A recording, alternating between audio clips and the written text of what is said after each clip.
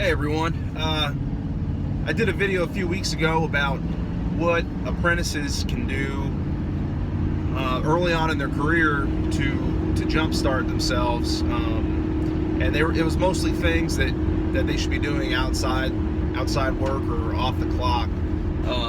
Wanted to do kind of a rapid fire list of things that you could do as well, actually on the job. To keep you on that same path to success. So I might be a little jumbled here. I'm on the road and I don't have anything written down to read from, but I'd start by saying from the get-go, from when you start in, I would do everything you can to get the best quality tools you can. I mean, am I saying to go into debt? Absolutely not. Or not buy diapers because you wanted to get a pair of Lyman's. I'm not saying that, but I guarantee if anybody looks very closely and analyzes their personal finances, you can find places where you're probably overindulging that you don't need, that could be going to better quality tools to make you a better mechanic.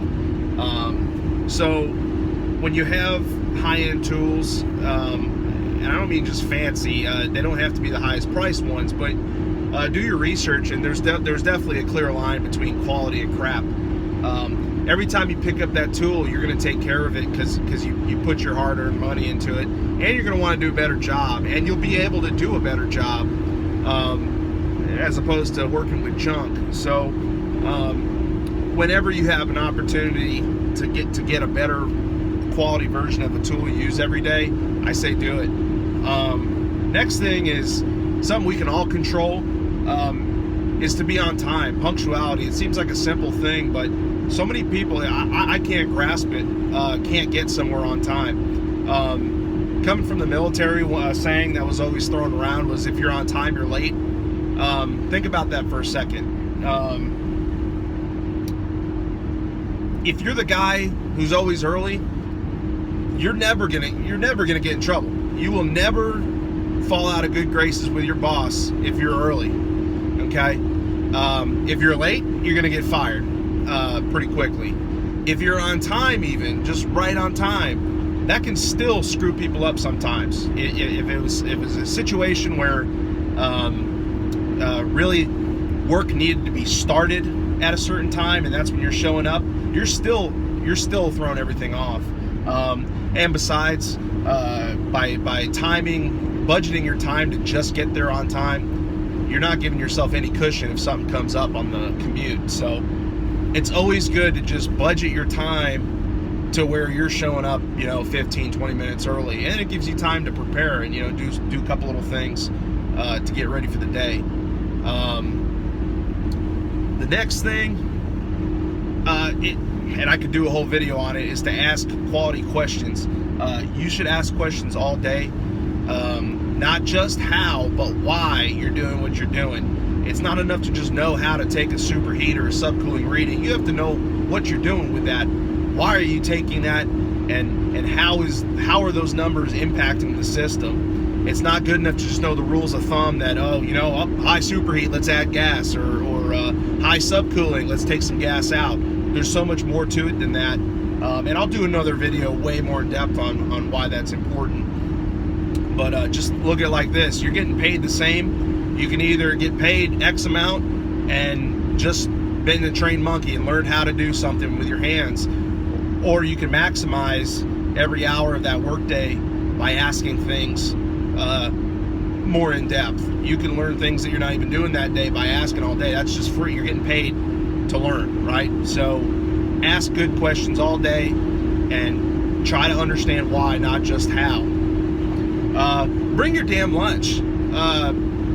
It's a huge epidemic in this I think all trades, and this is definitely a do as I say, not as I do, because I go out to eat all the time, and it's terrible. We're all everybody's so many people are overweight in the trades. They may not look overweight, but I'm sure their heart looks like a freaking I don't even know, a sack of cottage cheese.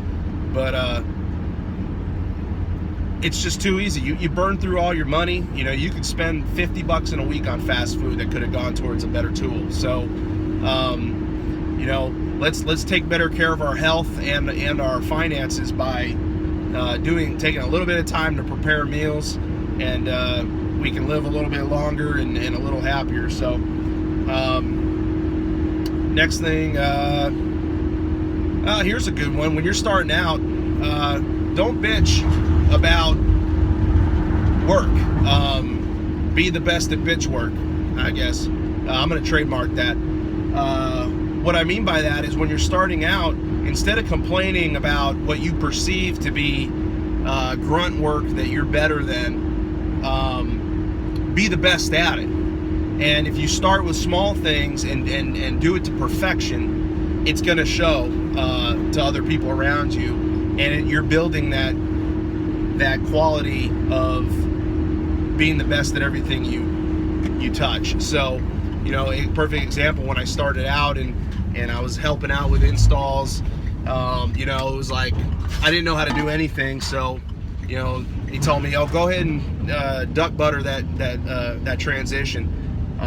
You know, and I went out, I grabbed painter's tape, and I painter's taped that cabinet to the plenum, and put my mastic right in between that, peeled off the painter's tape, and it was like the best looking, you know, you all know how sloppy duck butter can look, and it looked fantastic. I mean, it looked great, and just little things like that don't take much extra time. Just be the best at it, you know. And if you can make everything you touch look great, they're gonna keep giving you more and more responsibility, and because they know that you take it seriously from the beginning.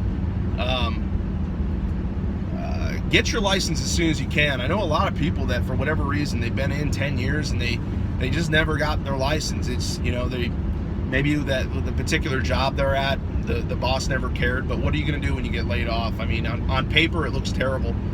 You could be the best mechanic out there, and if you haven't done what you had to do to get your license, it just shows a lack of initiative, and that next employer isn't gonna, he's not gonna be able to vouch that you're a great mechanic, and you're not licensed. There's no reason not to get it as soon as legally possible. It just opens doors. To me, there's just no excuse to not get that. So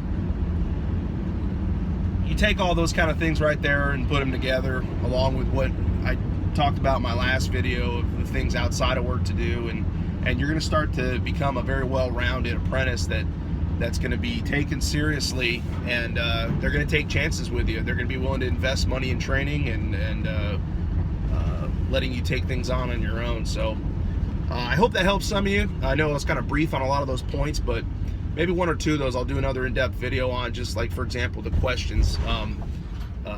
There's a lot more to that, I think.